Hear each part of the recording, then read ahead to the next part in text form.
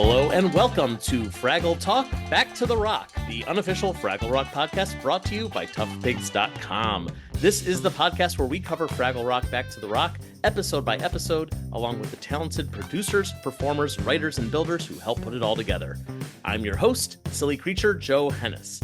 Today we are talking about the penultimate episode of Season 2, Letting Go, in which Mokey prepares to say goodbye to Lanford while we prepare for the inevitable end of this podcast season.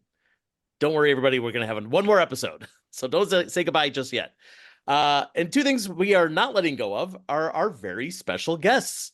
First up is the brilliant and hilarious puppeteer who brings Mokey, Fraggle, Cotter Doozer, and the storyteller to life. It's Donna Kimball. Hello, Donna. Hello, Joe. Hey, everyone. Hello. So good to have you back on the podcast. I'm delighted to be here. Wonderful. Our second guest, who I hope is also delighted to be here, is the incredibly talented puppeteer who brings Wembley Fraggle to life. It is Jordan Lockhart. Hey, Jordan. Thank you. Hello. Lovely to see you again. Likewise, I am so excited to have both of you here to talk about this episode. And also just so cool to have two of the Fraggle Five in this Zoom room right now of doing this interview together. I hope that's gonna I'm excited to be here with Jordy. I'm excited to be here with Donners. Aww. Adorable.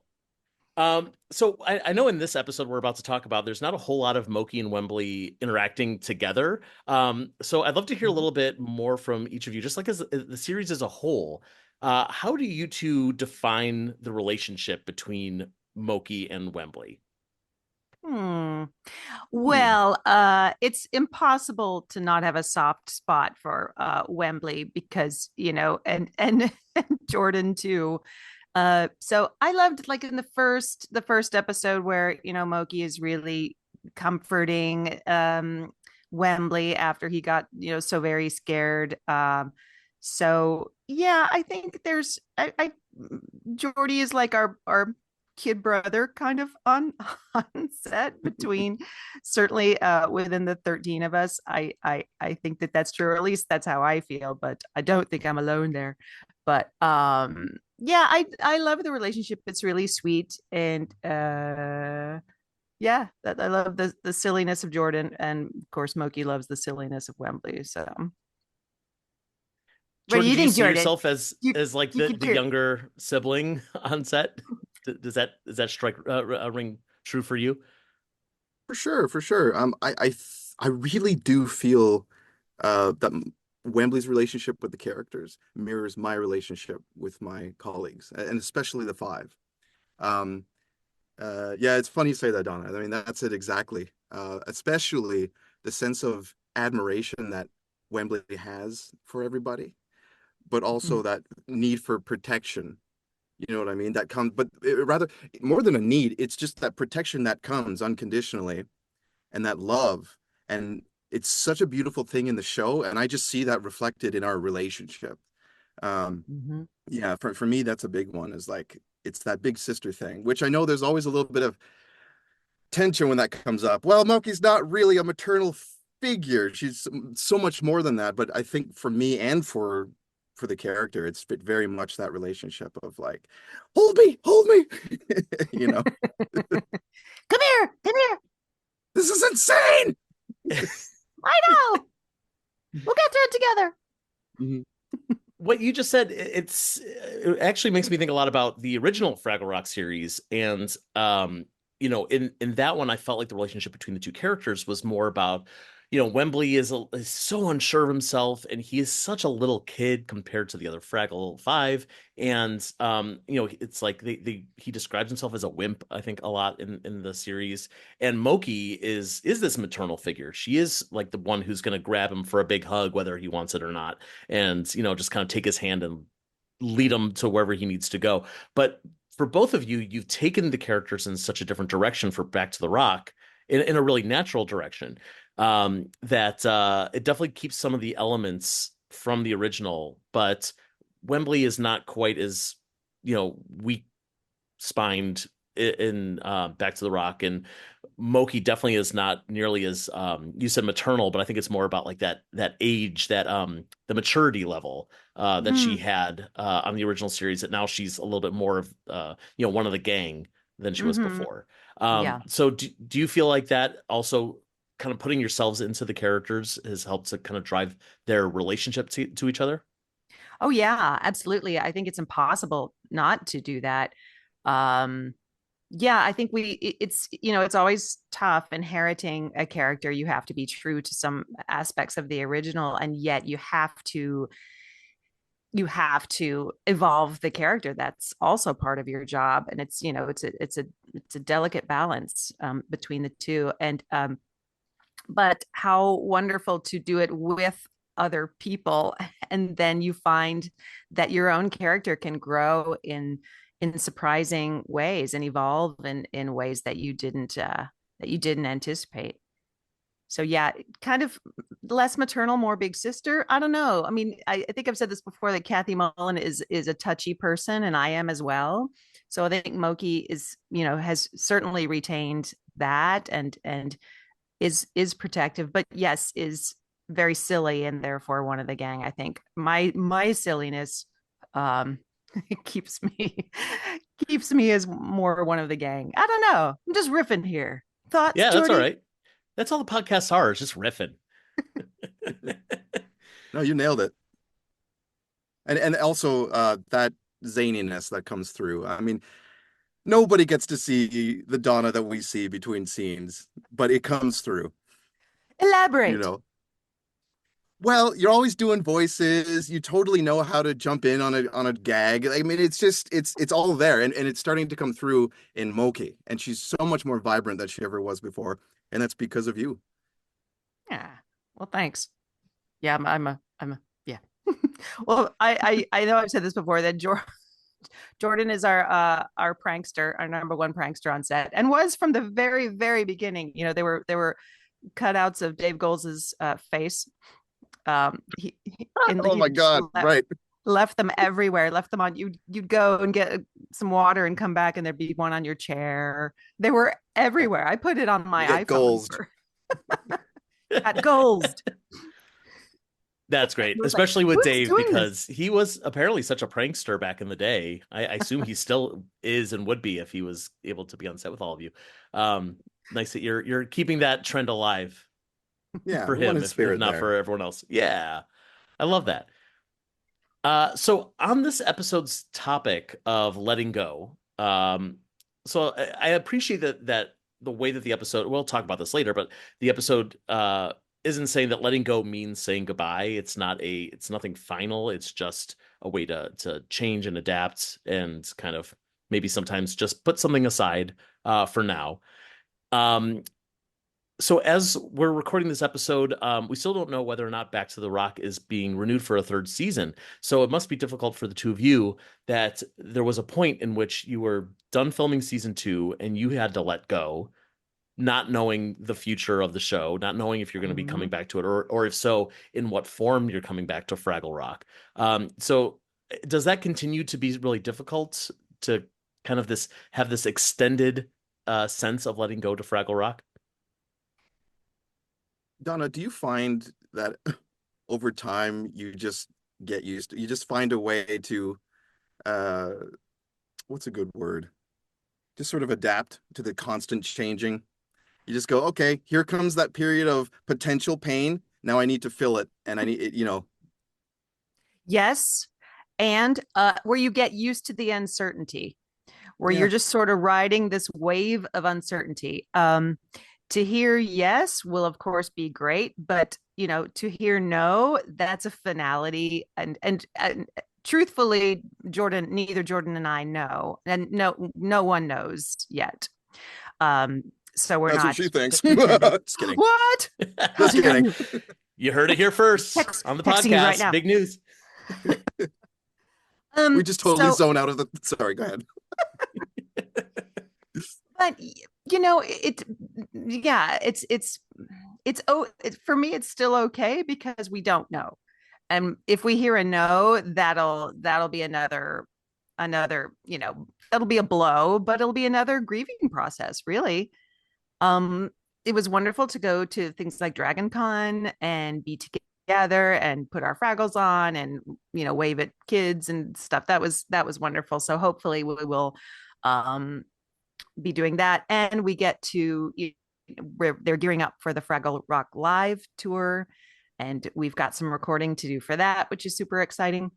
So I think we'll always be Fraggles. Mm-hmm. I mean, we so just don't know close. where we'll be shooting the series. Sorry. Yeah. Well, very little changes aside from, okay, we're not on set, we don't have the puppets, but we all speak so often, and we've got a group, that there's always stuff going on there online, and so it feels like maybe it's not the full magic, but it's half the magic, and this periods like this where it's neither yay nor or sorry, neither yay nor nay, it kind of feels like a period for gratitude, just to lean into gratitude and just feel really good about that. And the gratitude will continue if the show is in fact over. Yeah. Then that's just how I feel about it. It's like, of course, your heart sinks into your stomach, but at the same time, it's like, wow, that happened. And we are all so much stronger as performers and as people for the experience. And that's like a drug in itself, just unpacking that. So it's a huge gift going forward. That's just how I approach it. Yeah. Mm-hmm. That is such a mature way to think about it. For me, I'm the one who's... Sorry, I'm that should have been yours, Donna. I'm like... should have been Mokey's. But I'm the one who's like Mokey, clinging to that pot, being like, no, we're not ready for this yet. We need to hold on to this as long as we can. But I'm not in the middle of it like you two, so it's like I can get away with that. I can get away with being the crazy person online who's, saying no, we this is something that the world needs. That means we need to have it. There's no just give us more Fraggle Rock, please. Yeah. Yep. Yeah, we feel that way too. There are just so many factors that go into whether a show gets picked up. Just lots and lots of factors. Most of them monetary, which feels so antithetical to what we're doing. But just say it. It's gross. Come on. It's kind of gross. when you hold it up against Fraggle Rock, it is so gross. But anyway, go ahead. Yeah, it's pretty gross. But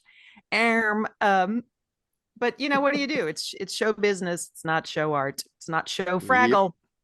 Yep. It's show business. But what if it was show Fraggle? Wouldn't that be awesome? Come on. The best.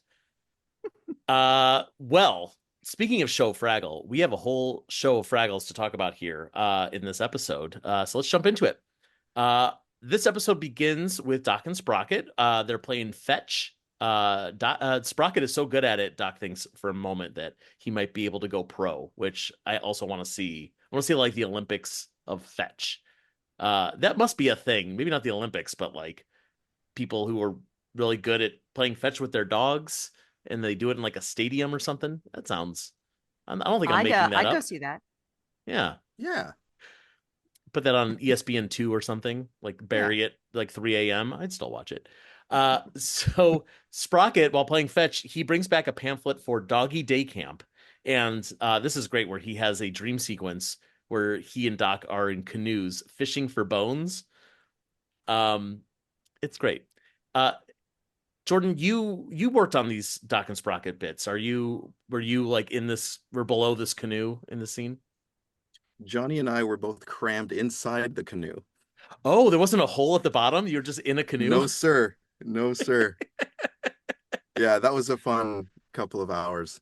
Because Amazing. The way he and I are together. So you can imagine that in a really tight space with poor Lily, as usual, enduring our nonsense. That was good fun. I love this for you. Sprocket gives Doc those PDEs, those puppy dog eyes, and she gives in and lets him go to Doggy Day Camp, as if day camp was not insanely expensive. Like, as we know, it's not like, we're just honestly, she's a student and she's working as a waiter and part-time to pay the bills. It's like, yeah, sure, I'll just pay thousands of dollars to let my dog go to camp. Yeah, I know how much those camps cost. I'm a mom. I remember. Yeah. As an adult now, my parents have been telling me about, like, you know what we had to do to like make sure that we could afford camp for you, and I'm like, I didn't never thought about it as a kid. You're not supposed to think about Yeah, it as a kid. Now it's that's like, right. thanks for that. Did either of you go to camp when you were young? Were you camp people? Oh yes. Yeah, No. what kind of camp did you go to, Jordan? I went to a few of those away camps. You know, for me, I went to a camp in a whole other province, deep in the woods, cabins, canoeing, that whole deal. Uh, it was formative. It was good. It was really good for me socially because I was not the most social kid. I was happy being inside with my toys and all that stuff. My poor parents always like, get outside. And I really fell in love with nature during that period. And so, yeah, Hmm. happy nostalgic memories. Oh, that's nice. I love that for Yeah. you.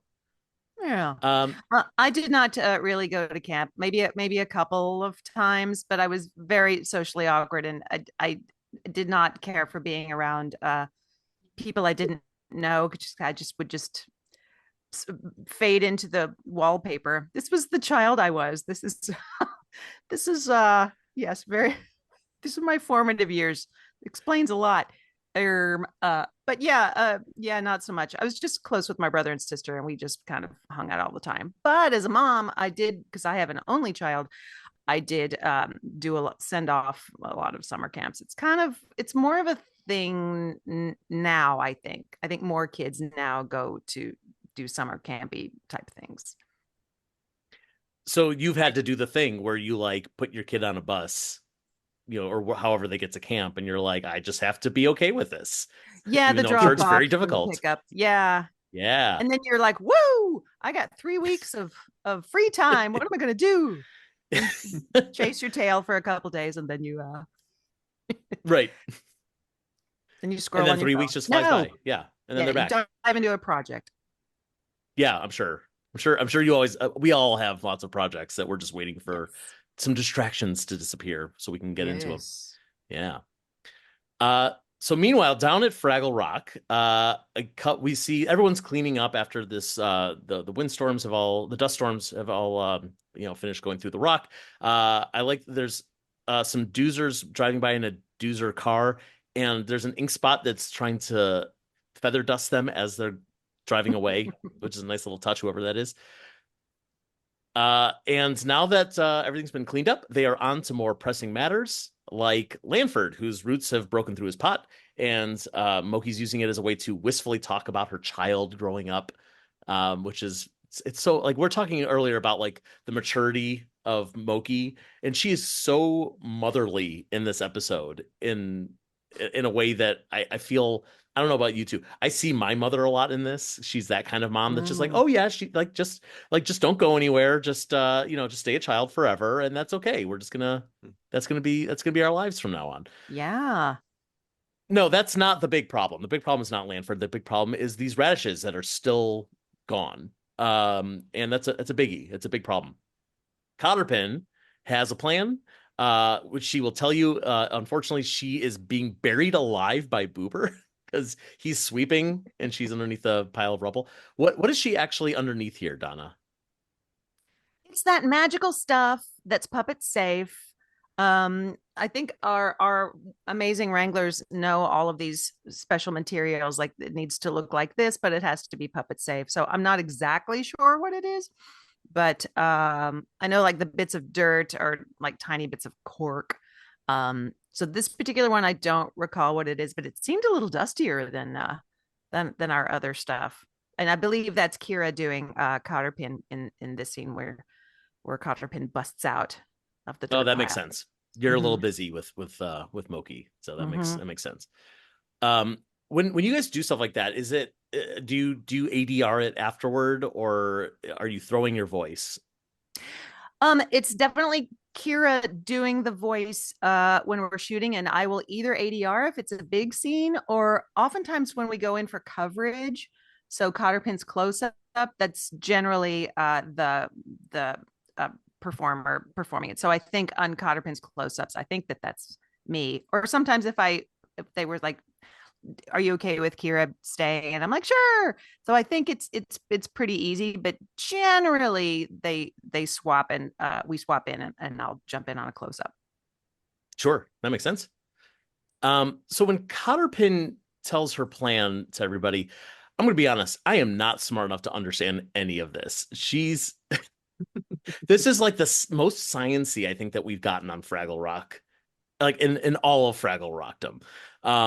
She says they're going to take organic materials from the trash heap and they're going to speed up the composting via a tilling and aeration system powered by a Gorg-sized turbine, which they're going to use with the hydroponic radish sprouts the doozers were growing. And somehow all this is radishes. It's like step 1, science, step 2, question mark, step 3, profit. That's what I'm hearing. Yeah, it's intense. Isn't that where the graphics are sort of floating there in front as she's describing, or am I misremembering? Yes, I think so. Okay. That definitely happens later in the episode too. But yeah, we're seeing like a beautiful mind kind of thing just kind of floating in the ether. I think it's I don't know, but I wonder if that the producers made that choice because it's so verbal and because we need, kids might need a visual of what exactly this means, because I know I needed the visual of what it meant. Right. You know what was missing there was a shot of the 5 just staring. Just blinking, just dead. Right. Because they don't need to understand how the science works. Like Cotterpin's got it. Like she knows. Just you guys do the work and trust me, there will be radishes at the end of the story. And everyone's on board. Everyone cheers. And I love that Wembley is still chanting like Cotterpin, Cotterpin. And he's like thrusting his hand in the air like he's doing the dog pound on the Arsenio Hall show. Yes. Is that like so what's in the script for something like that? Are you like, does it say that you're like throwing your fist in the air, or is it just like you're chanting and you're like, I'm going to put a little spin on this to make it visually? No, it's just a Wembley chant. And so I just color it in the way that felt right at the time. And I just love the idea of little awkward Wembley trying to be cool, like, trying to be fun. And it's when he's trying, he's the most awkward. And to me, that's amusing. Yeah, I love that. And speaking of Wembley being slightly awkward, there's this cute moment here that it feels like like you almost recorded it knowing that it might get cut and somehow it ended up in the episode, where Wembley pulls Boober aside and he's like, hey, do you mind if I bounce something off of you? And then he throws a ball at him. Yeah. And it's like, whew, thank you. That was hysterical. And I don't know what it has to do with anything, but it made me laugh. It just, I had forgotten, like when the scene started, I was like, oh, is there a B plot with Wembley here that I don't remember, Wembley and Boober? And it's like, nope, he just wants to throw a ball at him. Right. Well, it was scripted, but I think it was cut down a little bit. I feel like it was. Oh, there was supposed to be more there? I'm like, I think there was a little more there, but I don't quite remember what it was. Maybe more with the ball, maybe. You know what it probably was? I think it was a more technical shot and they just cut it for time. But no, that was scripted. Just a little moment like we used to get. Right. Yes, exactly. Yeah. I can't imagine what else you would want to add to that story. Like, it's so complete. It's got a beginning and a middle and an end. It has an emotional arc. It has a literal arc with the ball flying through the air. Yep. Sorry, dumb. Delightful. In the Gorg's garden, Junior brings Ma the Gorg Queen book, which they're going to start using instead of the Gorg King book.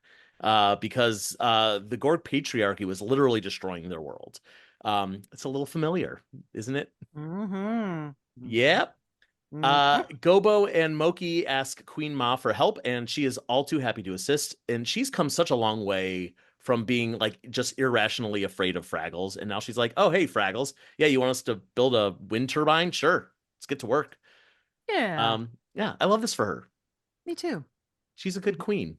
Yeah, we're looking at the Queen book now. That's right. And the Queen book says, do whatever the Fraggles ask you to do.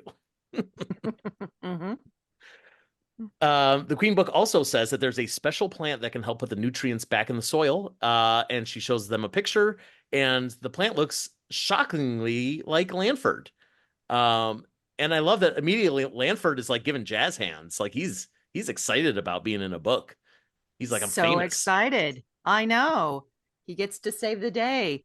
Mokey has reservations here. Yeah. What do you? Yeah, that's great. Yeah, that was a really fun scene. And I seem to recall that sometimes we were able to shoot those scenes at the same time. So Johnny and I and Ingrid are in the blue cube, and Amy's out there in the Gorg's garden, and they, are able to do some layering. So I seem to recall we shot that in real time, which is always exciting when we're able to do that. But That's cool. yeah, and that's the scene I where love that you guys could do that. Like every time you bring it up, Yeah. it's like, God, it adds so much to the dialogue and to the character that you yes, can it's really so look at each helpful to other, us. really riff off each other if you need to. Yeah, Yeah. yeah, we love that. It's been really it's been really wonderful for us. I'm sure. Back at the Great Hall, Red seems to be, she's kind of taking charge a little bit at first of the construction of this turbine. But all the instructions are in this doozer-sized font. And but Red claims to have the best eyes around, and there's this great shot of her holding the instructions from her perspective. So you can see her holding them, you can see her little feet underneath, and the focus is kind of coming in and out because she's trying to focus her eyes. What a great shot that is. I don't think we've ever seen anything like that kind of POV shot on Fraggle Rock. Yeah, I remember that was a big deal that day. Do you remember that, Jordy? I think I was in and out that day when they were doing that scene. Vaguely. It took a minute to set it up. Vaguely. I barely remember anything. These are so hard for me. So So sorry. is that really like a shot down? Like is the camera above shooting down, or did you kind of cheat it so that you could just get the shot however you guys could hold the puppet right? It is a top down because one of our A camera is on a crane or a jib. So it is literally top down. So there's little Red's feet and hands. And I don't know if we see her hair, but sometimes, we just take parts of puppets, whatever's necessary. And I seem to recall there was an issue with the size and they had to run and reprint the blueprints really quick. Do you remember that, George? You don't. Why am I asking you? You don't remember this.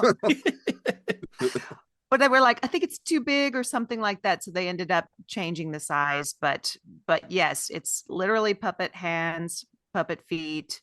And and the feet are not static, even though they may be everything has to be moving slightly or, keeping alive. But yeah, top down. And then you mentioned them having to reprint the directions. Do you happen to recall, like, is there something actually written there? Is it English?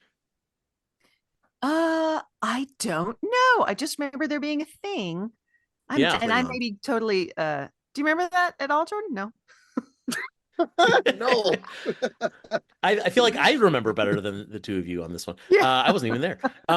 Well, so it's what's interesting, like the scene just before this, we have, Ma showing off her book, and it's clear the Gorgs probably don't have a written language. They're also communicating via pictures. We've seen this with the Fraggles many, many times throughout the series and the old series.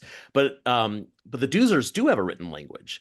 And maybe they have to because it's, they're so science and architecture based, but we don't often see those worlds kind of collide where they're using words to explain something on a page. And I guess Red is just supposed to know what that means because she can maybe read, but maybe not. We don't know. Yeah, I don't know. And I sadly, Joe, I did not get a good enough look at the blueprints to let you know if it was an actual language or just markings or drawings. I don't know. That's perfectly okay. But I do know it was top down. That's actually the most important thing. As much as I want to know more about like Doozer lore and the history of, like at what point did they pick up a language or an alphabet from whom, from what culture? That's so interesting to 4 people in this world, but maybe not to the actual production crew of Fraggle Rock. Maybe someone from marketing will hear this. We'll have Doozer dictionaries and Lanford dictionaries coming out within the next year. Yes. Give it to me. Red is equally confused by all this because she's like, forget it. Let's just start hammering stuff. And I'm like, I get it. I would get confused and be like, actually, I have a hammer. Like, this seems like a problem that's a nail. So let's go for it. Boober's taking a different approach. He just wants to sort all the pieces, count them, sand off the edges, decontaminate, recount, and then soup time. And Wembley seems like he's only really interested in choosing a song to sing while they work. That's very Wembley. I like that. Um, Also interesting that like there's so much that needs to be done. Again, I feel like this is part of the evolution of Wembley. Is the easy thing would be Wembley can't decide what to do. But instead, Wembley is like, it seems like he knows exactly what he wants to do. He's just, bringing music into the world. That's what Wembley does. That's what all the Fraggles do. And like throughout this whole episode, as Wembley's doing this, there's all these different little songs, or little tunes that he's humming. Did you just make these up on the spot, Jordan? Yes, and I gave many different interpretations, and then in ADR I gave many more takes, and they used, hey, it's their show, they used what they wanted to use, but I don't know, man, I gave some real doozies. Uh, there was one so- there was one song that was all farts, I'm telling you, I'm not kidding. When are we going to get the soundtrack to Wembley's architecture songs? Maybe Lakeshore will release a single vinyl. Yeah. Oh, on vinyl? Yes. Yeah. Or, forget it. Let's just do it on cassette. 8-track. Come on, let's 8-track, keep going, yes. keep going. Love it. The architect doozer sees that Mokey's having this big emotional reaction to the Lanford situation, and he says he can relate. He's having a hard time letting go of his strawberry hat. He wants to keep wearing it, but what will the boss think? And Cotterpen reminds him that he's the boss. And he's like, hey guys, the boss says it's okay. I love that. And it feels so much like John Tartaglia's actual creative process of, oh, but what we can't do this thing on Fraggle Rock. And then someone was like, John, you're in charge. And then he goes, oh, great. So it's done. The boss says it's okay. The architect and Johnny are very similar. Mm-hmm. They both have very colorful professional pasts working with celebrities. Mm-hmm. That too. Yep. Yep. And talking and about it ad nauseum. Just kidding. And they both look great in strawberry hats. Yeah. Yeah, I believe that. Gobo confronts Mokey in her cave about how she's feeling about this whole Lanford situation. And she's like, Lanford isn't ready for such a big change. He's just a baby. And there's this great shot of Lanford drinking out of a water pot and then pouring it all over himself. Yes, like it's a I great think visual. the original script was him shaving. Shaving with one and holding a little mirror with the other. I think that's what funny. the original. So instead they have him like sipping what appears to be coffee and then watering himself with it. But the intent is still there, and we see the beginning of Mokey kind of losing it, her slow descent into madness for this episode. It's so great. And so I'm glad you mentioned the coffee thing, because I was looking at the scene trying to figure out, how are we showing that this is Lanford showing off his newfound maturity?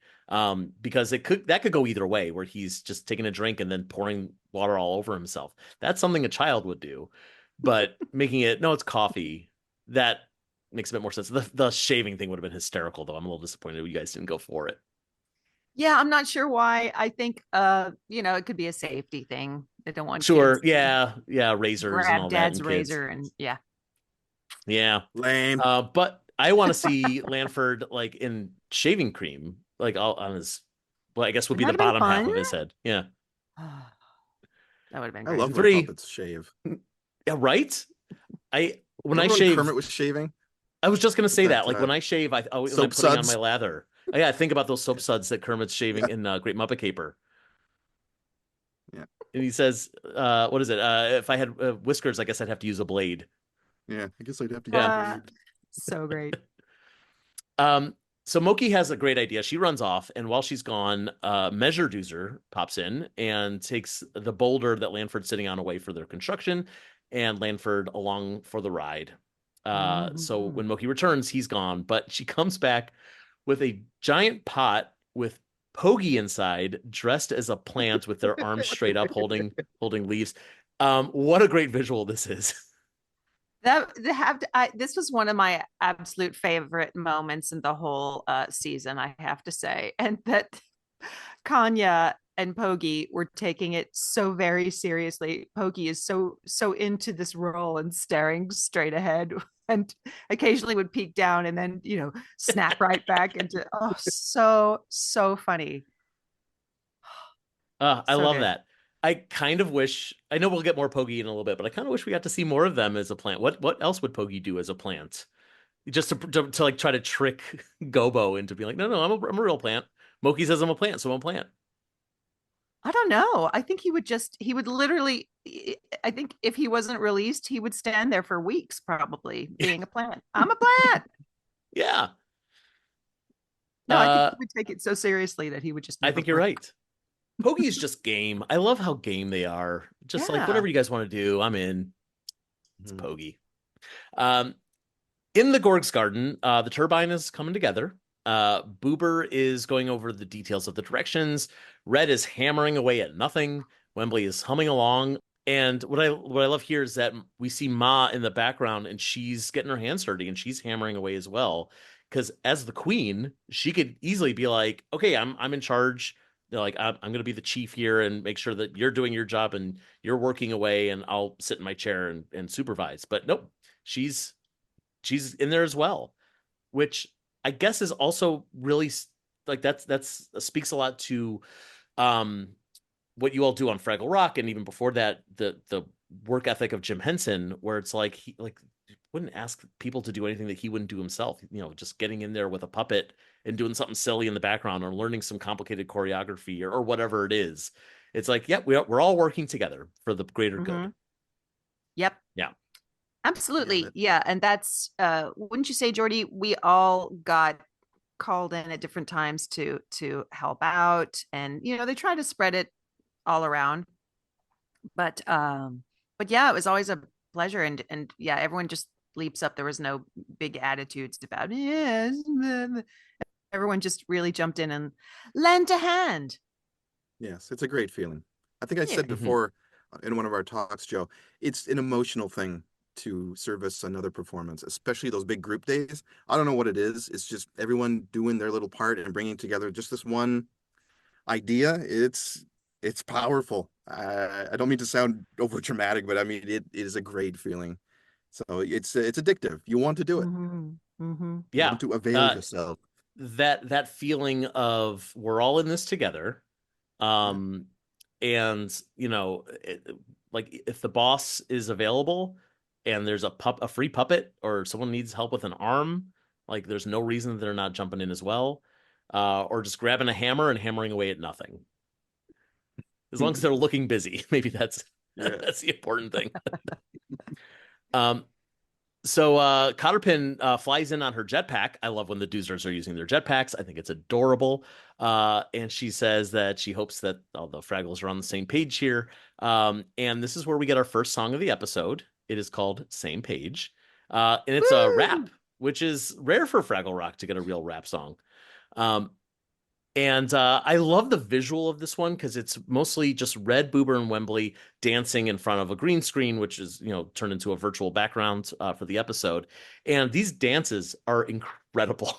Like Mm-hmm. well, can you tell me a little bit about how they came together? Because we've talked on this podcast a little bit about, when there's big group choreography and Johnny's coming in and telling everyone what to do and how to sway and what's going to happen. But these are it's a different kind of choreography because you probably have several people on each puppet to create a move. So how did they come together? Well, those for me anyway, it was a team of three, Kanya, Ingrid, and myself.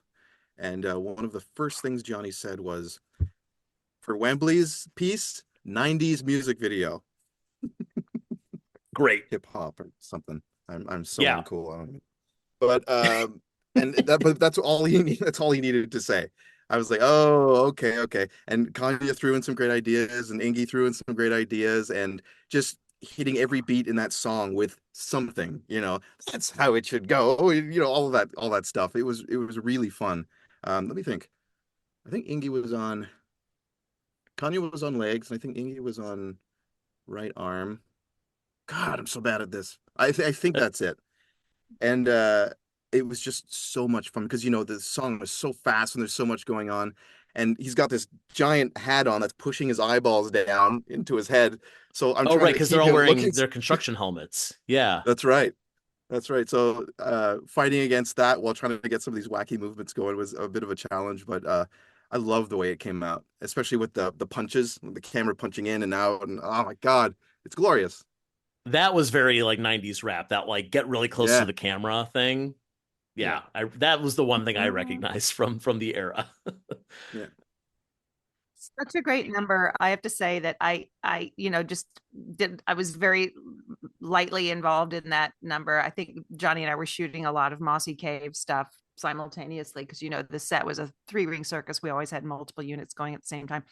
But seeing Same Page, the end result of it was just like, oh, such a highlight. And yeah, fantastic. Excellent job, Yeah. Jordy Oh, by the way, and others. I believe Johnny did direct those sequences, We did right? so yeah, so that was what I was kind of curious about, is like with the choreography. It sounds like he kind of gave you, the three of you, notes on like, here's the vibe we're going for, and you kind of Mhm. choreographed the scene. But was he like jumping in to be like, okay, actually what would make it better is if like you moved your arms in this way, or you do this kind of dance move? Or was it just like, no, you got it. You made Wembley look like he's actually dancing like a real person.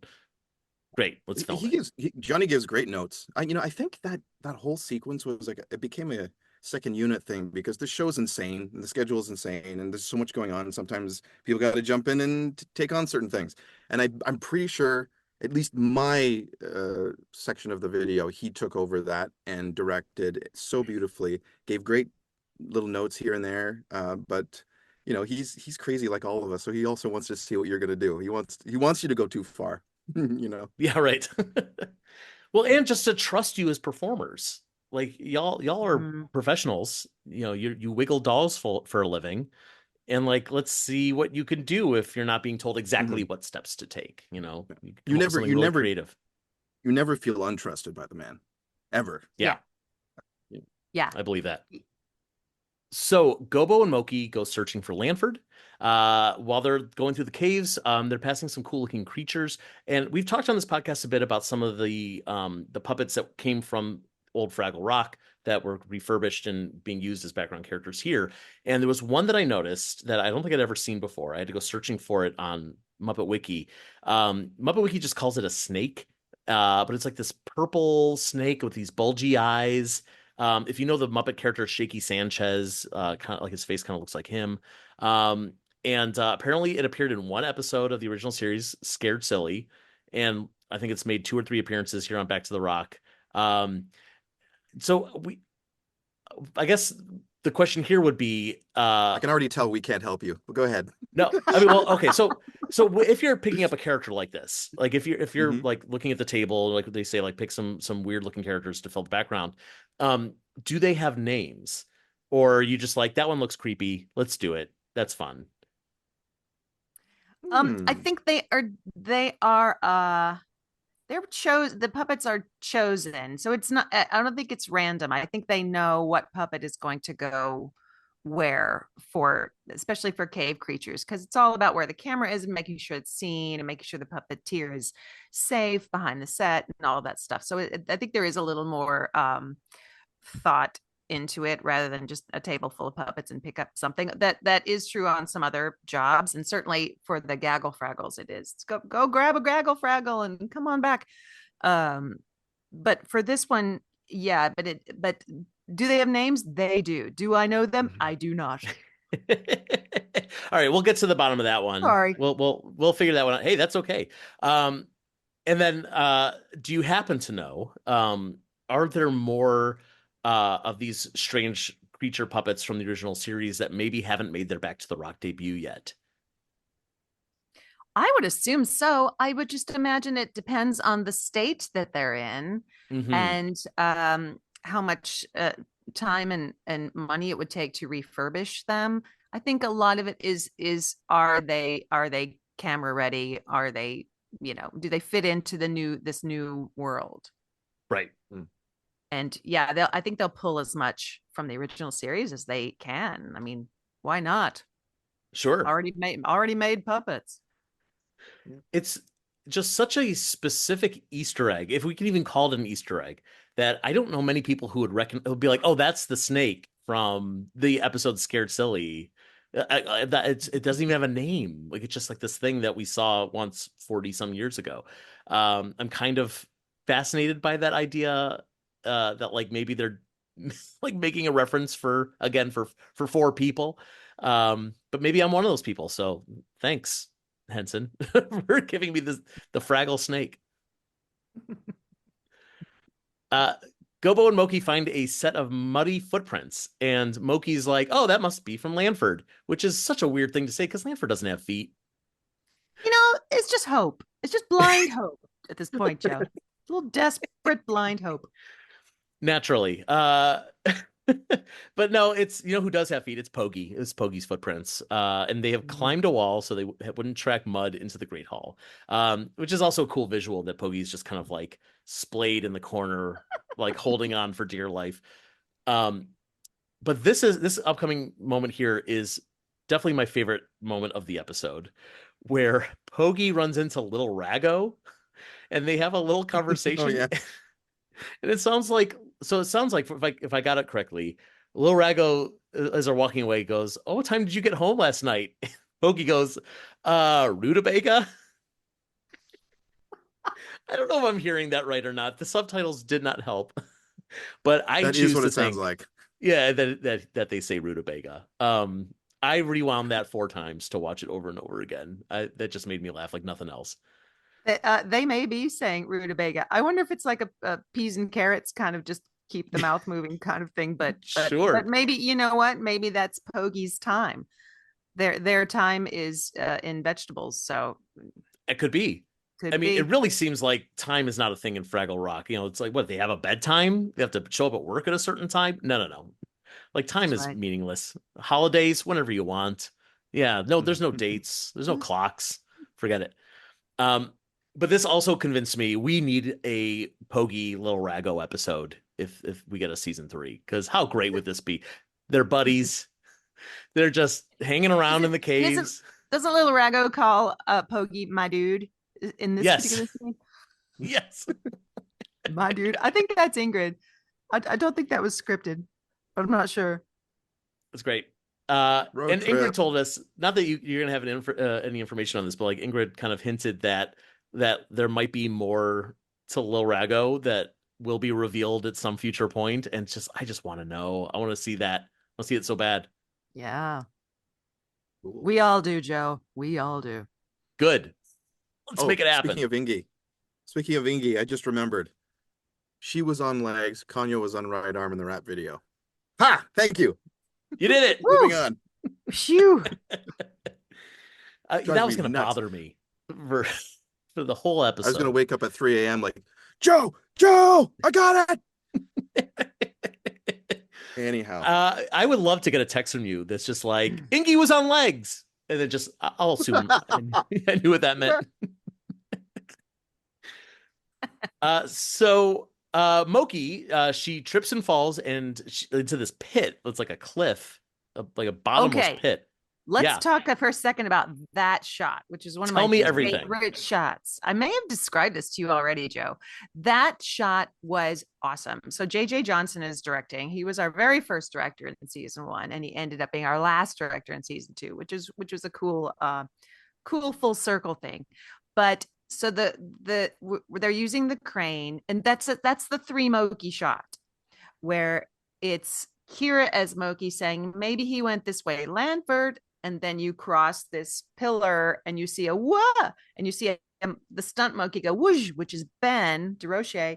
And then I'm attached to the Mokey that's attached to the vine and swinging as the camera arcs over and tilts down and then it becomes a top down over Gobo onto Mokey dangling from the root, which I thought was just such an exciting shot Mhm. with 3 different versions of this puppet. And I was like, there's no way they're going to get this all in one. And they did. And I was just like, Yes. wow, you guys, I just was one of those moments where it's like, everyone's just firing on all cylinders. The puppeteers' timing was perfect, and the camera team's timing was perfect. It was so exciting. And they're, Kira with someone else, I think, maybe, or on their own, and then Ben, and then I was down there in blue with Amy and Andy, I think, doing full body Mokey swinging from a. But anyway, it was just an awesome moment of dang. There's some fine camera work on this show. And we just And knew it was a trailer moment. Absolutely. And this is exactly why Fraggle Rock stands above most other current puppet stuff, because you guys are willing to go the extra mile. There's no reason you had to do that, but it added such a sense of realism and also like this like cinematic feel to what you're creating. Like it could have been just Mokey jumps out of frame and then cut to she's hanging from the vine. And that would have been fine and no one would have questioned it. But again, like going the extra mile, there's a phrase in filmmaking, and I'm going to get this wrong. I think it's called tapping the lights or tapping the chandelier, something like that. And it's a reference to Who Framed Roger Rabbit. There's a scene where they're hiding out in the bar, like behind the wall, if you remember the movie. And Eddie and Roger are handcuffed together. And as they go into the room, Roger's head hits the lamp and starts it's hanging from the ceiling, and it starts swinging back and forth. And if you know anything about animation, you know how impossible that is to show the shadows moving around Roger, because the light is constantly moving.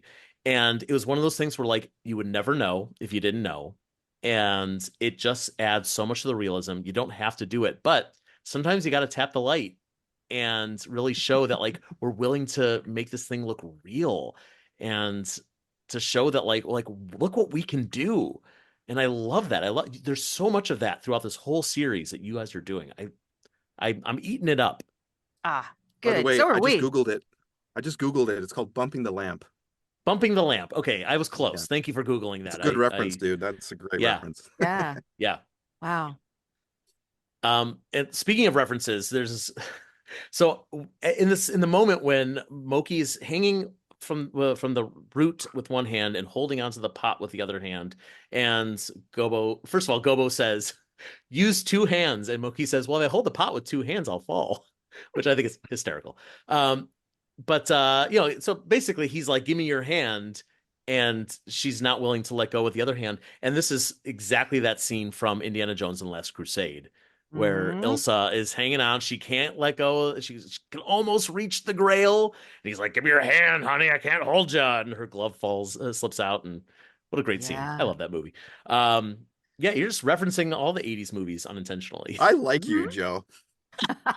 This is how my brain works, is just in film metaphor. That's how Jordan's brain works too. Very much so. Yeah, not surprised.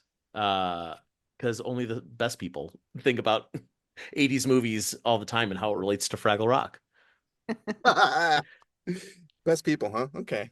Yeah, that's us, you and me. Mokey decides to let it go. She drops the pot. She grabs Gobo's tail. She could be lifted back up. Now, this whole scene here, the emotions that are going through Mokey's head and the way that she's conveying them, of like feeling like it's time for me to let go, and there's a sadness and a gratitude toward it, and then immediately flipping to, oh, I'll just make a new pot. Donna, what you're doing here is so brilliant. This might be my favorite Mokey performance that you've done on the whole series. It's I don't know how else to explain just how impressed I am by what you're bringing to her character here. And like there is a moment where like my heart breaks for her here, and like this could have been the end of her arc because she's learned her lesson, but then nope, back to normal. Here we go. Yeah, incredible. I think it is a little, thank you for that. It is a bit of, she kind of goes a little mad in this episode. And I was worried that it was like, oh gosh, is her going at this high RPM gonna just get really annoying or hard on the ear or something? But you kind of just gotta cast that aside and go there and know that it's gonna pay off in the end. But she's just, she hasn't she's not there yet, and she gets there in the next scene. But it was a bit tough, but I can relate, and I'll elaborate when we talk about the next scene. Ooh, okay. But thank you for Good that. tease. Yeah, of course. Yeah. So Gobo and Mokey continue their search through the Gorg's garden. Another amazing shot here where we're seeing the two of them walking from above, a straight down shot. How the heck did you do this? Where are you? We should be able to see everything. Happy. I was so Yeah. happy with how that turned out. I think that was one of the end of the day shots. We had done like all of that cave stuff. We were wiped. And then we have to do this super technical scene. And I think everyone was really rushing. And we had this like long plank, almost like a balance beam, if you can imagine. And they're kind of in line, I seem to think. And I think I remember Andy was doing Mokey's feet. And gosh, I don't remember. I'm sure Kira was there. But yeah, it just worked out. And it's when you're in blue, you don't quite know where all you are in terms of like the Gorgs are over here, this is over here. And so JJ was there going, okay, when you hear a noise, it has to be over here at like 11 o'clock or something. We go like, oh, okay. And then you try to make it like look like you're running in that direction. So, and I think we did have the layer in, so we did see this sort of leaves on the ground. And then it was like, okay, great, that's helpful. And then lining up the balance beam to where the path and the leaves is. So it's quite, it's quite complex. But I think like that crane shot that I mentioned earlier, it was a super complicated shot that we ended up getting in like 4 takes. It just was one of those things that worked out. And I was like, oh, it really is some of the best full body stuff, I think, was that crazy top down shot. I'm so proud of all of the full body stuff that we did in this episode, between same page and little shots like this and Red looking at the prints. It was just very exciting, I thought. So great. And a good reminder that Fraggles have feet, like they have whole bodies. Yeah. Sometimes you just need to remember, like, oh, right, that's not just, torso up. Like they're awesome real. Feet. I mean, no feet like Fraggle feet. Exactly. They're just too cute. They really are. So they find Lanford. He's already been planted in the Gorg's garden, and Mokey notices how happy he is and how grown up he looks. We've talked on this podcast a little bit about, there was some stuff that got cut that kind of showed Lanford like growing and evolving throughout the season, kind of building up to this point. It's fine. Like, we didn't need it. Obviously, we still got the point, but like in this moment, Lanford does look large. Like he is actually an adult. Has he been getting bigger throughout the season, or has he been kind of changing in that way throughout the season from your perspective? Or is it just like, nope, now he's where he has to be? He's found his next step in his evolution, and therefore he's grown in this episode and not necessarily through the whole season.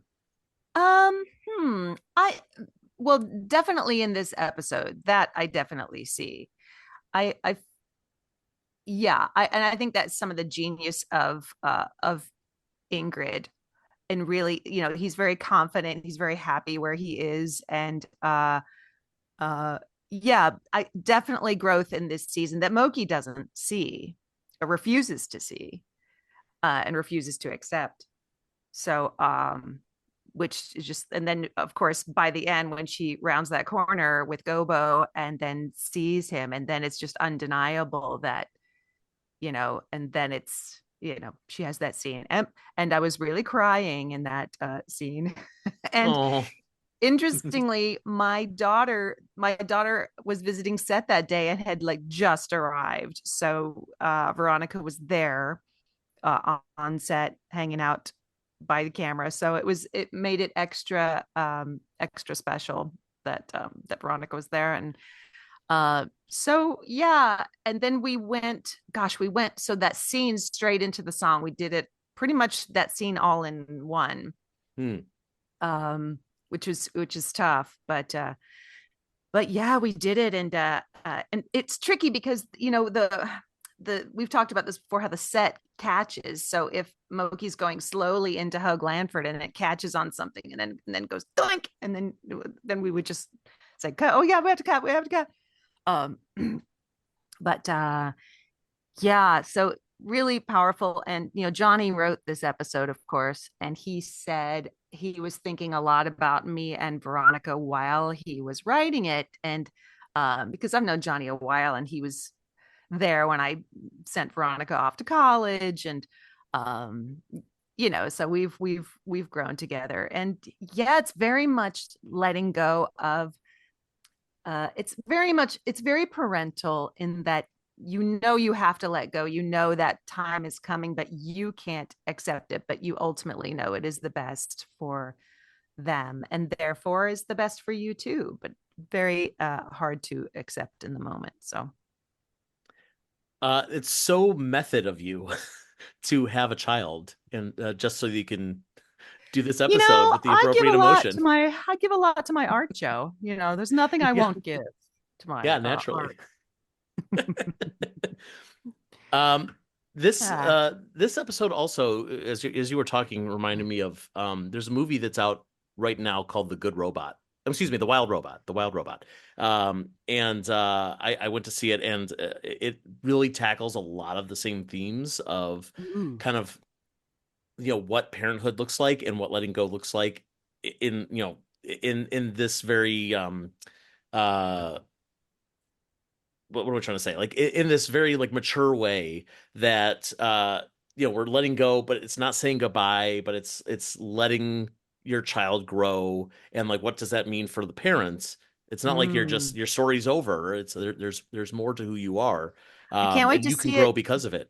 Yeah. Day before yesterday, I went for a walk with Dan Garza, and his daughter is 2 weeks older than mine. And he was seeing the movie that day. He goes, I don't know anything about it, but I know that, but parents cry when they see it. But I was like, he said, I think you might want to see it. I'm like, okay. Yeah, I can't wait to see it. Yeah, it's great. Yes, bring tissues. I mean, I'm not a parent, but like, I got it. I felt it as well. Yeah, absolutely. So yeah, as you said, this is where we get our second song of the episode. It's called Lose Your Heart. It's from the original series episode Mokey and the Minstrels.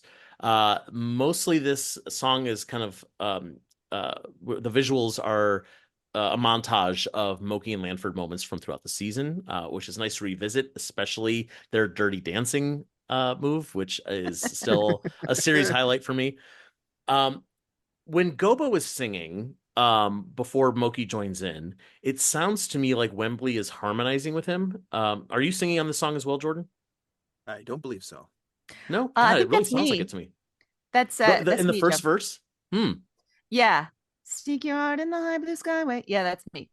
Oh, okay. It sounded so much like Wembley to me. You do a great Wembley impression. Or it's just my ears don't work. Back off. Yeah. I think because it's low. For me, the Yeah. most exciting thing about that singing that song was that it is in the same key as the original. Bit of the harmonies are different. A little of the phrasing is different, and they wanted to make it sound a little more modern. So we changed the phrasing a bit. But listening to the original and hearing, you know, Jim singing in that exact same key was just meant a lot. Oh, that's nice. Yeah, like you get to And we were right kind of about duet with him a little bit too. That was right at the end of the schedule almost, and we were all very sensitive and emotional. And that song came along, just punch you right in the gut. Yeah, I think that was our penultimate day as a group, wasn't it? I think yeah, you're right. That's it. Yeah. Because the next day we shot Hope and Socks in that set, and then said goodbye to all our Calgary puppeteers. So yeah, it was a fraught time period. That time period. Wow. This episode is so full of so many different emotions on screen, behind the scenes, talking about it now, months later. I mean, good God, we need a break. It's exhausting. The Gorgs are putting the final pieces of the turbine into place, but they need something to prop this heavy machinery up. And Pa has a shocking moment of growth, and he decides he's going to give up his Gorg King book, and he puts it right in there, and puts it at the right height or whatever it needs to do. Again, don't understand the science behind this whole thing, and it works, and Pa saves the day. The lesson here that I got was never throw anything away because you never know when it's going to come in handy. Oh God. Hoard, hoard, hoard. That's what I'm getting out of this. Thank you, Fraggle Rock. But yeah, this is it felt so much like that there's the meme of the guy saying like, God, if the perfect thing would be if I had like a 3.25-inch piece of wood that was at a certain slant, and the dad goes, I know exactly what you need. And he runs to the garage and he finds, it's like I held on to this for 20 years and now like finally put it to use. And that's Pa in this moment. That's why we've had this book around for so long. It's the perfect height. Yeah. Yep. So we're validating these people. Great. Yes. Thank you. As a hoarder myself, I thank you for validating me. Are you really? Yeah. I mean, this is that like collector's mentality. Like I have to have everything. And then once I have it, Right. even if I don't have a use for it, I can't get rid of it. If it can't fit on a shelf, it goes in the closet, and then it stays there for years and years and years until I can finally let it go, which, I've got to learn a little something from this episode for that reason alone. But yeah, it's honestly, it's difficult for me as a Muppet fan, as a person who's a fan of things. So you're a completist. I am a completist. I am. Yeah. And I have to like do soul searching when it's like, okay, there's a new set of Funko Pops out. Do I really need to buy like 6 more Funko Pops? Because I have all the other Funko Pops, but I need them. But do I need them? And then I get them, and then I maybe have regrets, but then I can't get rid of them because I have them now and they're mine. And it's just like this has become such a therapy session for me. Yeah. Why don't you lie down? Yeah, I could use a lie down after that. Yeah, absolutely. Oh.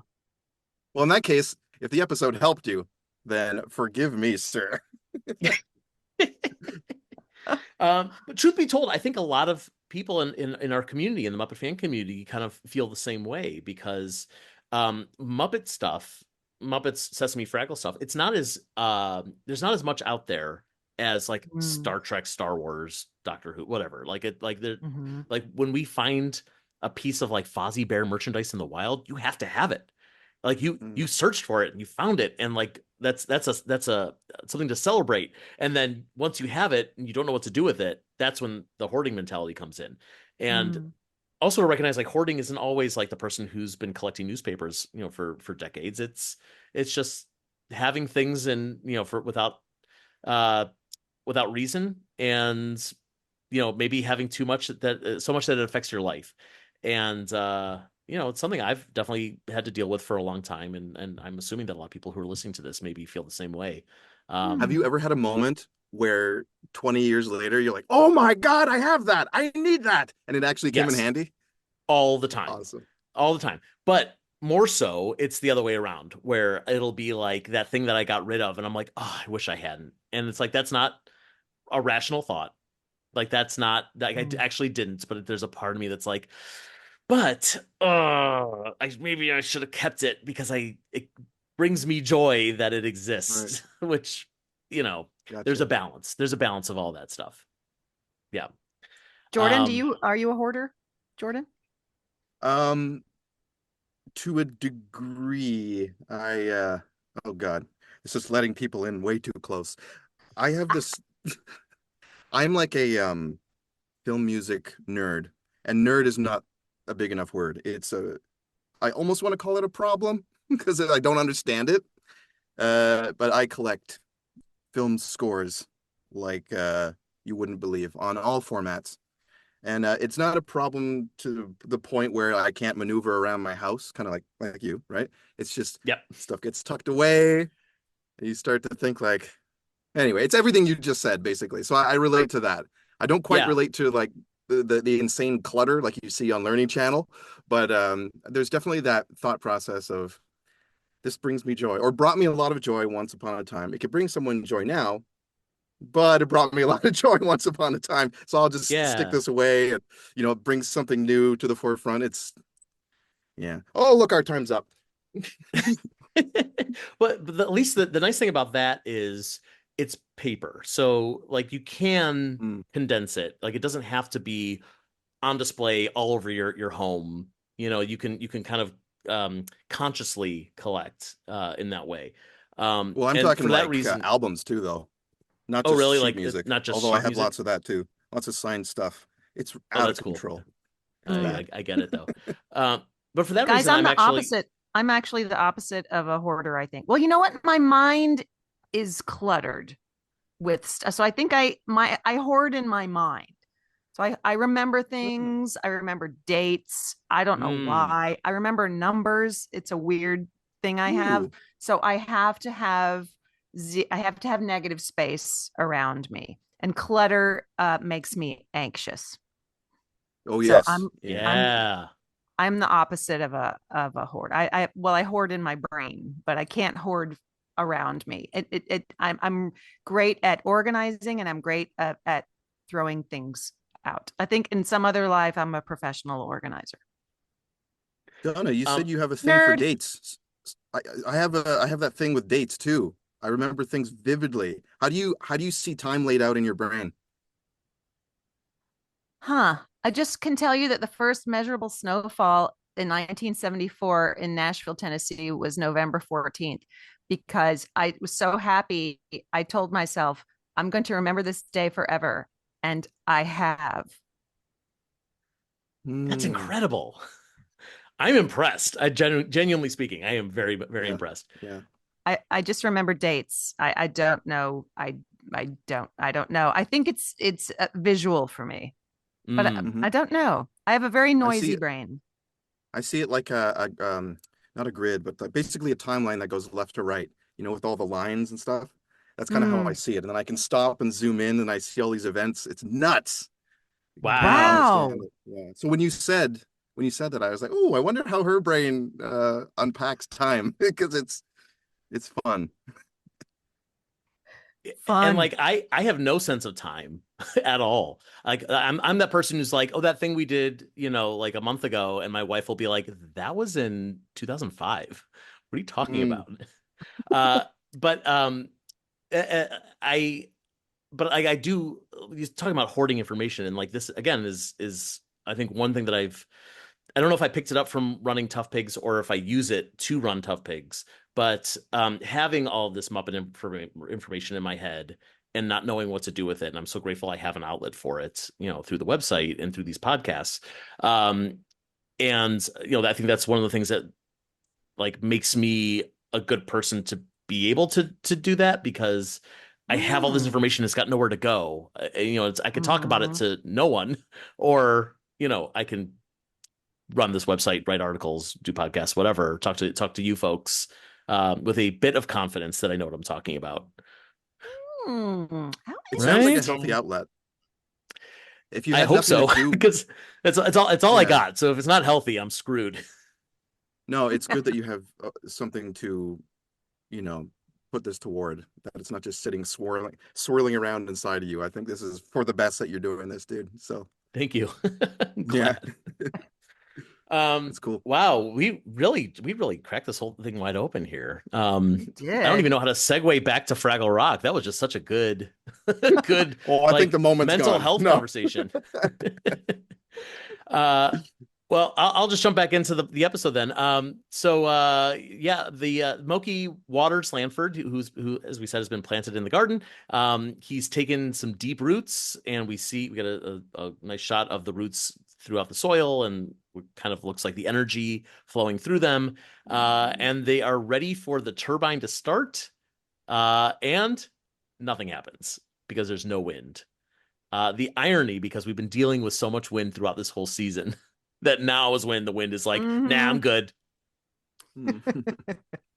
Hmm.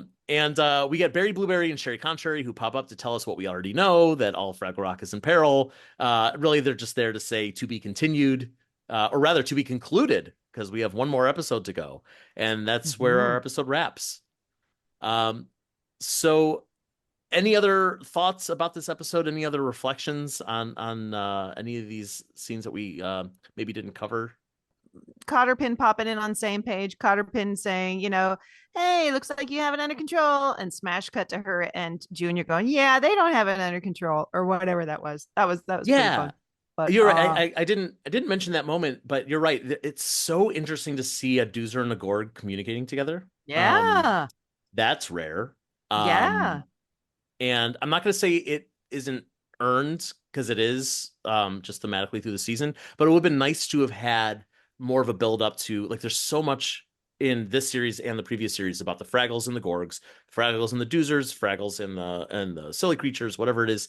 And the Doozers and the Gorgs are only connected through the Fraggles. So Right. I would have loved to have seen a little bit more about, like, what does Cotterpin have in common with Junior, or how can they connect on this crisis, as opposed to Cotterpin just showing up and being like, hey man, can you help out with these Fraggles who can't sit still, please? One of those things that I'm sure you would have gotten to if you had 25 episodes in a season. Probably. Yeah. It was the 90s. It was the 90s, man. Actually, it wasn't. It was the 80s, but No, if it was the 90s, we'd still have if it was 25, 28 episode seasons. Yeah. Yeah, true. Yeah.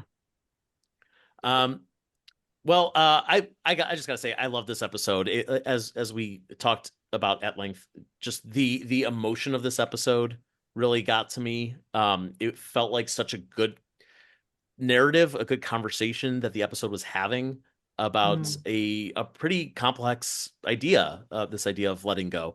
And I think you guys handled it really well. I hope Thank the you. kids watching felt that way too. I hope so too. It was really fun watching Donna prepare for all of those big scenes and to just kill them all.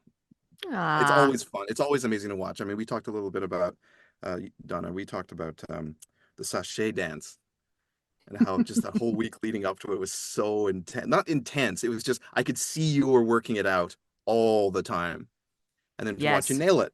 And it was the same with this episode. It's so fun to see your focus, the way you work with your team, the way you communicate, and just totally kill it and walk away from it just like, wiping your hands off. Like, yeah, I love it. I love it. That's why you are the queen.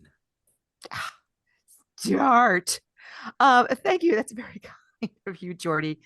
Gosh, I know that Wembley didn't have a ton to do in this episode, but you and Kanya together are just, you're so simpatico. When Kanya's assisting you on Wembley, and you just know your character so well, and all your goofiness between takes that just keeps us light and buoyant, and yeah, it's just a blast. I love you.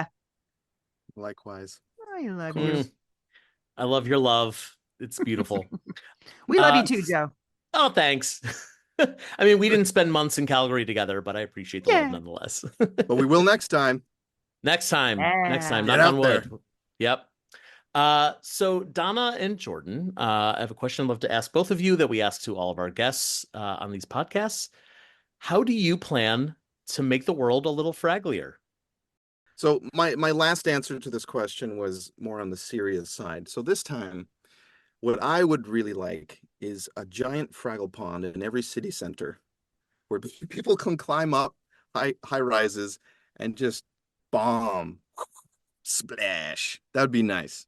That'd be nice. Yeah, I love that. Awkward, what flavor is but the nice. water? What flavor is it when you What inevitably flavor's get it the up your water? nose? Yeah. Ooh, I'm really into strawberries right now. Yeah. Love this. So you Strawberry could jump water. in with your strawberry hat into the strawberry flavored Fraggle Pond. Yeah, man. It'd be great. Great. Like grown adults in their suits, climbing out their office windows and diving into a Fraggle pond in the middle of the day. Like, screw this. It's glorious. Yeah. Love it. The world would be such a better place, honestly, if we could just, yippee into a pond. Totally. What about you, Dee? I'm afraid this may sound like the last answer I gave, but I think it's taking breaks when you need them. and taking rest when you need it, and going into your cave, retreating into your cave when you need to, but then not forgetting to come back out and reconnecting with people, because that is restorative also. And also, I was sort of taking my own caving time for the past couple of months, but Puppet Up shows are coming up and I'm seeing people again and we're rehearsing together, and I can feel like shaking off the cobwebs and getting back into seeing people I love and doing work that I love, and just those creative juices and just being with people and what that gives you as well. So taking breaks and retreating and remembering to come back out into the world.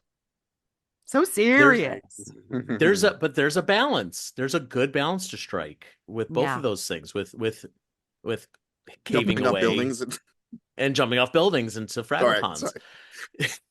No, Yeah. but I think we all, for our collective mental health, I think that these are both really important things. And I think it's going to be different for everybody what that balance exactly is. But I know that, I personally don't really identify as a introvert or an extrovert. I'm somewhere in the middle. Some ambivert, I think, is the word for it. So like when there's times when I'm like, I really have to hole away. I really have to not be around people for a while. And then it's like, I haven't been around people in a while. I really have to get out there and be really social. And it's just finding that your way into it to keep yourself from going crazy. Yeah. And I think both Jordan and I, one of the things that Jordan and I have in common is that we both can be very serious people, and then we're both very silly people. Like, I remember one of the first conversations I had with you, Jordan, when I just met you, and you said, okay, when was the last time you cried? No, was like, ugly cried. This was like the second day I met Jordan, and I was like, oh, I love you. And second of all, and then you said, you prefaced it, or you followed up with, yeah, I hate small talk. Like, oh, okay. Because I probably asked you, so tell me about your work in Canada is probably what I said. So what brings you here tell me about your work with Henson? And he gave me the answer. And then he asked me when the last time I cried was. And I was like, oh, we're going here. Yay. Wow. Okay. Yeah. You learn so much more about a person that way. You just cut through a lot of stuff and get right to the good stuff. Yeah.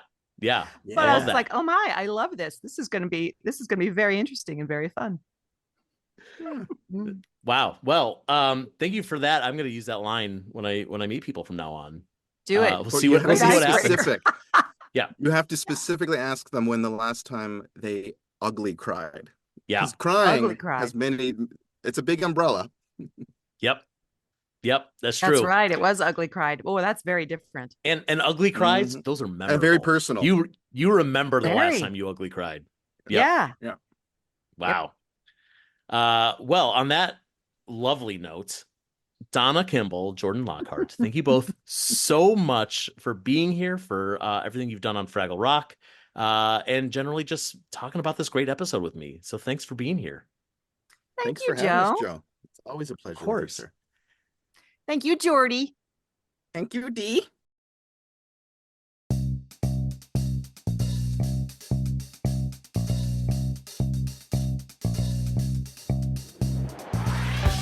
Fraggle Talk, the unofficial Fraggle Rock podcast, is brought to you by toughpigs.com. Produced, written, and hosted by Joe Hennis. Fraggle Talk art by Dave Hulteen Jr. Fraggle Rock mark and logo, characters, and elements are trademarks of the Jim Henson Company, all rights reserved. Transcripts provided by Caitlin Miller. Fraggle Rock theme song, written by Philip Balsam and Dennis Lee, is used with permission. Special thanks to the Jim Henson Company, Apple TV Plus, and the entire Fraggle Rock Back to the Rock family.